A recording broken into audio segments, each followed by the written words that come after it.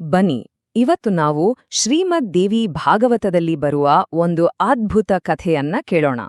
ದೇವತೆಗಳ ಲೋಕದಲ್ಲೇ ಒಂದು ದೊಡ್ಡ ಹಗರಣ ನಡೆದೋಗಿತ್ತು. ಪ್ರೀತಿ, ದ್ರೋಹ, ಅಹಂಕಾರ ಇವೆಲ್ಲ ಸೇರಿ ಬ್ರಹ್ಮಾಂಡವನ್ನೇ ಅಲುಗಾಡಿಸುವಂಥ ಯುದ್ಧಕ್ಕೆ ಕಾರಣವಾಗಿ ಕೊನೆಗೆ ಬುಧಗ್ರಹದ ಅಧಿಪತಿಯ ಜನ್ಮಕ್ಕೆ ಹೇಗೆ ಕಾರಣವಾಯಿತು ಅಂತ ನೋಡೋಣ. ಯೋಚನೆ ಮಾಡಿ, ಯಾರು ನಿಯಮಗಳನ್ನ ಮಾಡ್ತಾರೋ ಅವರೇ ಅದನ್ನ ಮುರಿದ್ರೆ ಏನಾಗಬಹುದು? ಈ ಒಂದು ಪ್ರಶ್ನೆಯೇ ಇಡೀ ಕಥೆಯ ತಿರುಳು. ಇದು ಕೇವಲ ನಿಯಮ ಮೀರಿದ ಕಥೆಯಲ್ಲ, ಅದರಿಂದ ಉಂಟಾದ ಪರಿಣಾಮಗಳು ಎಂಥ ಭಯಂಕರವಾಗಿತ್ತು ಅನ್ನೋದ್ರ ಕಥೆ. ಸೊ ಈ ಇಡೀ ಕಥೆ ಶುರುವಾಗೋದೇ ಒಂದು ನಿಷಿದ್ಧ ಫೊಬಿಡನ್ ಅಂತಾರಲ್ಲ, ಆ ಥರದ ಒಂದು ಸಂಬಂಧದಿಂದ. ಇದು ಸ್ವರ್ಗವನ್ನೇ ಅಲ್ಲೋಲ ಕಲ್ಲೋಲ ಮಾಡಿದ ಒಂದು ಪ್ರೇಮ ಕಥೆ. ನೋಡಿ, ಈ ನಾಟಕಕ್ಕೆ 3 ಮುಖ್ಯ ಪಾತ್ರಧಾರಿಗಳು. ಮೊದಲಿಗರು ಬೃಹಸ್ಪತಿ, ದೇವತೆಗಳೆಲ್ಲರಿಗೂ ಪೂಜ್ಯರಾದ ಗುರು. ಎರಡನೆಯವರು ಅವರ ಪತ್ನಿ ತಾರಾ, ಅಸಾಧಾರಣ ಸೌಂದರ್ಯವತಿ. ಮತ್ತು ಮೂರನೆಯವರು ಎಲ್ಲರನ್ನೂ ತನ್ನತ್ತ ಸೆಳೆಯುವ ಆಕರ್ಷಕ ಚಂದ್ರದೇವ. ಈ ಮೂವರ ನಡುವಿನ ಸಂಬಂಧವೇ ಮುಂದಿನ ಎಲ್ಲ ಘಟನೆಗಳಿಗೆ ವೇದಿಕೆ. ಸೊ ಆಗಿದ್ದೇನು ಅಂದ್ರೆ, ತಾರಾ ಒಮ್ಮೆ ಚಂದ್ರನ ಮನೆಗೆ ಹೋದಾಗ ಮೊದಲ ನೋಟದಲ್ಲೇ ಇಬ್ಬರಿಗೂ ಪರಸ್ಪರ ವಿಪರೀತ ಆಕರ್ಷಣೆ ಉಂಟಾಗತ್ತೆ. ಅದು ಕೇವಲ ಕ್ಷಣಿಕ ಸೆಳೆತವಾಗಿರ್ಲಿಲ್ಲ, ಅದು ನಿಯಮಗಳನ್ನ, ಧರ್ಮವನ್ನ ಮೀರಿ ಬೆಳೆದ ಒಂದು ತೀವ್ರವಾದ ಪ್ರೇಮವಾಗಿತ್ತು. ಇದು ಒಂದು ರಹಸ್ಯ ಸಂಬಂಧಕ್ಕೆ ದಾರಿ ಮಾಡ್ಕೊಡ್ತು. ಆದ್ರೆ ಯಾವ ಸೀಕ್ರೆಟ್ ತಾನೇ ಜಾಸ್ತಿ ದಿನ ಉಳಿಯುತ್ತೆ ಅಲ್ವಾ? ಈ ರಹಸ್ಯ ಹೆಚ್ಚು ಕಾಲ ಉಳಿಲಿಲ್ಲ. ಈಗ ಕಥೆಯೊಂದು ನಿರ್ಣಾಯಕ ತಿರುವು ಪಡೆಯುತ್ತೆ. ಮೋಸ ಹೋದ ಪತಿ ಮತ್ತು ಅವನ ಪ್ರೇಮಿಯ ನಡುವೆ ಮುಖಾಮುಖಿಯಾಗುವ ಸಮಯವಿದು. ತನ್ನ ಪತ್ನಿ ಕಾಣೆಯಾಗಿದ್ದಾಳೆ ಅಂತ ಗೊತ್ತಾದಾಗ ಬೃಹಸ್ಪತಿಗೆ ಆಘಾತ, ದುಃಖ, ಅವಮಾನ ಎಲ್ಲವೂ ಒಟ್ಟಿಗೆ ಆಗತ್ತೆ. ಮೊದಲು ತನ್ನ ಶಿಷ್ಯನ ಮೂಲಕ ವಿನಂತಿಸ್ತಾರೆ. ಆದರೆ ತಾರಾ ಬರಲು ನಿರಾಕರಿಸಿದಾಗ ಕೋಪದಿಂದ ಕುದಿಯುತ್ತಾ ಬೃಹಸ್ಪತಿಯೇ ನೇರವಾಗಿ ಚಂದ್ರನ ಅರಮನೆಗೆ ಹೋಗಿ ನನ್ನ ಪತ್ನಿಯನ್ನು ವಾಪಸ್ ಕೊಡು ಅಂತ ಆಗ್ರಹಿಸ್ತಾರೆ. ಬೃಹಸ್ಪತಿಯ ಆರೋಪ ಸಣ್ಣದಿರ್ಲಿಲ್ಲ. ಅವರು ಚಂದ್ರನನ್ನ ಮಹಾಪಾತಕಿ ಅಂತ ಕರೆದ್ರು. ಮಹಾಪಾತಕಿ ಅಂದ್ರೆ ಏನ್ ಗೊತ್ತಾ? ದೊಡ್ಡ ಪಾಪಿ ಅಂತ. ಸುಮ್ನೆ ಪಾಪ ಅಲ್ಲ, ಮಹಾಪಾಪ. ಯಾಕೆಂದ್ರ ಧರ್ಮದ ಪ್ರಕಾರ ಗುರುವಿನ ಪತ್ನಿಯ ಜೊತೆ ಸಂಬಂಧ ಇಟ್ಕೊಳ್ಳೋದು 5 ಮಹಾಪಾಪಗಳಲ್ಲಿ ಒಂದು. ಇದು ಕೇವಲ ತಪ್ಪಲ್ಲ, ಒಂದು ಘೋರ ಅಪರಾಧವಾಗಿತ್ತು. ನೋಡಿ, ಇದು ಬರೀ ಇಬ್ಬರು ವ್ಯಕ್ತಿಗಳ ಜಗಳ ಅಲ್ಲ, ಇದು 2 ದೊಡ್ಡ ಐಡಿಯಾಗಳ ನಡುವಿನ ಯುದ್ಧ. ಒಂದ್ ಕಡೆ ಬೃಹಸ್ಪತಿ ಧರ್ಮ, ಕರ್ತವ್ಯ ಮತ್ತು ಗುರುವಿಗೆ ಕೊಡ್ಬೇಕಾದ ಗೌರವದ ಬಗ್ಗೆ ಮಾತಾಡ್ತಾರೆ. ಇನ್ನೊಂದ್ ಕಡೆ ಚಂದ್ರ, ಪ್ರೀತಿ, ಆಸೆ ಮತ್ತು ಮನಸ್ಸು ಒಪ್ಪಿದ ಮೇಲೆ ಅದೇ ಸರಿಯನ್ನೋ ವಾದ ಮುಂದಿಡ್ತಾನೆ. ಇದು ಕರ್ತವ್ಯ ಮತ್ತು ಆಸೆಯ ನಡುವಿನ ಒಂದು ಶಾಶ್ವತ ಸಂಘರ್ಷ. ಮಾತುಕತೆ ಸಂಪೂರ್ಣ ವಿಫಲವಾದಾಗ ಚಂದ್ರನ ಅಹಂಕಾರ ನೋಡಿ. ಅವನು ನೇರವಾಗಿ ಬೃಹಸ್ಪತಿಗೆ ಸವಾಲ್ ಹಾಕ್ತಾನೆ. ನಾನು ನಿನ್ನ ಹೆಂಡತಿಯನ್ನು ಹಿಂದಿರುಗಿಸುವುದಿಲ್ಲ, ನಿನ್ನಿಂದ ಏನು ಮಾಡಲು ಸಾಧ್ಯವೋ ಅದನ್ನು ಮಾಡು. ಈ ಒಂದು ಮಾತು ಸ್ವರ್ಗದಲ್ಲಿ ಯುದ್ಧದ ದಮಾಮೆಯನ್ನ ಬಾರಿಸ್ಬಿಡ್ತು.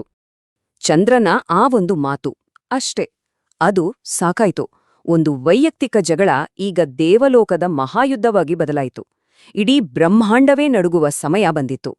ನೀವೇ ಯೋಚನೆ ಮಾಡಿ, ಹೇಗೆ ಒಂದು ಖಾಸಗಿ ಮನವಿಯಿಂದ ಶುರುವಾದ ವಿಷಯ ಸಾರ್ವಜನಿಕ ಮುಖಾಮುಖಿಯಾಗಿ ಮಾತುಕತೆ ಮುರಿದುಬಿದ್ದು ಕೊನೆಗೆ ಯುದ್ಧದ ಘೋಷಣೆಯಲ್ಲೇ ಅಂತ್ಯವಾಯಿತು ಅಂತ. ಒಂದು ಸಣ್ಣ ಕಿಡಿ ದೊಡ್ಡ ಕಾಳ್ಕಿಚ್ಚು ಆದ ಹಾಗೆ. ಈ ಯುದ್ಧ ಇಡೀ ದೇವಲೋಕವನ್ನೇ ಎರಡಾಗಿ ಭಾಗ ಮಾಡಿಬಿಡ್ತು. ಧರ್ಮದ ಪರವಾಗಿ ಇಂದ್ರ ಮತ್ತು ಸ್ವತಃ ಶಂಕರನೇ ಬೃಹಸ್ಪತಿ ಜೊತೆ ನಿಂತ್ರು. ಆದ್ರೆ ಚಂದ್ರನ ಪರವಾಗಿ ಬೃಹಸ್ಪತಿಯ ಪರಮಶತ್ರುವಾದ ಶುಕ್ರಾಚಾರ್ಯರು ಬಂದು ನಿಂತ್ರು. ಈಗ ಇದು ಕೇವಲ ಪ್ರೇಮದ ಜಗಳವಾಗಿರ್ಲಿಲ್ಲ, ಇದೊಂದು ದೊಡ್ಡ ರಾಜಕೀಯ ಸಂಘರ್ಷವಾಗಿ ಬದಲಾಗಿತ್ತು. ಯುದ್ಧ ಎಷ್ಟು ಘೋರವಾಗಿತ್ತು ಅಂದ್ರೆ ಇಡೀ ಬ್ರಹ್ಮಾಂಡವೇ ನಾಶ ಆಗುತ್ತೇನೋ ಅನ್ನೋ ಭಯ ಶುರುವಾಯ್ತು. ಆಗ ಬೇರೆ ದಾರಿನೇ ಇರ್ಲಿಲ್ಲ. ಸ್ವತಃ ಸೃಷ್ಟಿಕರ್ತ ಬ್ರಹ್ಮನೇ ಮಧ್ಯಪ್ರವೇಶ ಮಾಡಬೇಕಾಯಿತು. ಪರಿಸ್ಥಿತಿ ಅಷ್ಟೊಂದು ಗಂಭೀರವಾಗಿತ್ತು. ಬ್ರಹ್ಮನ ಆದೇಶದಿಂದ ಯುದ್ಧ ನಿಲ್ಲೋದೇನೋ ನಿಂತು. ಆದ್ರೆ ಕಥೆ ಇಲ್ಲಿಗೆ ಮುಗ್ದಿರ್ಲಿಲ್ಲ. ನಿಜವಾದ ನಾಟಕ ಶುರುವಾಗಿದ್ದೇ ಈಗ. ಯುದ್ಧಕ್ಕಿಂತಲೂ ಹೆಚ್ಚು ವೈಯಕ್ತಿಕವಾದ ಒಂದು ಹೊಸ ಸಂಘರ್ಷ ಶುರುವಾಯಿತು. ಬ್ರಹ್ಮನ ಮಾತಿಗೆ ಕಟ್ಟುಬಿದ್ದು ತಾರಾ ತನ್ನ ಪತಿ ಬೃಹಸ್ಪತಿಯ ಬಳಿ ವಾಪಸ್ ಬಂದ್ಲು. ಆದರೆ ಅಲ್ಲೊಂದು ದೊಡ್ಡ ಟ್ವಿಸ್ಟ್ ಕಾಯ್ತಾ ಇತ್ತು. ತಾರಾ ಗರ್ಭಿಣಿಯಾಗಿದ್ಲು. ಯುದ್ಧ ಮುಗಿದಿತ್ತು, ಆದರೆ ಯುದ್ಧದ ಕಾರಣ ಇನ್ನೂ ಜೀವಂತವಾಗಿತ್ತು. ಒಂದು ಮುದ್ದಾದ ತೇಜಸ್ವಿ ಗಂಡು ಮಗು ಹುಟ್ಟಿತು. ಬೃಹಸ್ಪತಿ ಖುಷಿಯಿಂದ ಎಲ್ಲಾ ಸಂಸ್ಕಾರಗಳನ್ನ ಮಾಡ್ತಾರೆ. ಆದ್ರೆ ಆ ಖುಷಿ ಹೆಚ್ಚು ಹೊತ್ತು ಇರ್ಲಿಲ್ಲ. ಯಾಕೆಂದ್ರೆ ಚಂದ್ರ ಎಂಟ್ರಿ ಕೊಟ್ಟು ಆ ಮಗು ನಂದು ಅಂತ ಘೋಷಣಿಸ್ಬಿಡ್ತಾನೆ. ಮತ್ತೊಮ್ಮೆ ದೇವಲೋಕದಲ್ಲಿ ಯುದ್ಧದ ಕಾರ್ಮೋಡಗಳು ಕವಿದ್ವು. ಸೊ ಕತೆ ಈಗ ಕ್ಲೈಮ್ಯಾಕ್ಸ್ಗೆ ಬಂದಿದೆ. ನಿಜವಾಗ್ಲೂ ಆ ಮಗುವಿನ ಅಪ್ಪ ಯಾರು ಅನ್ನೋ ಸತ್ಯ ಹೊರಬರಲೇಬೇಕಾದ ಸಮಯ.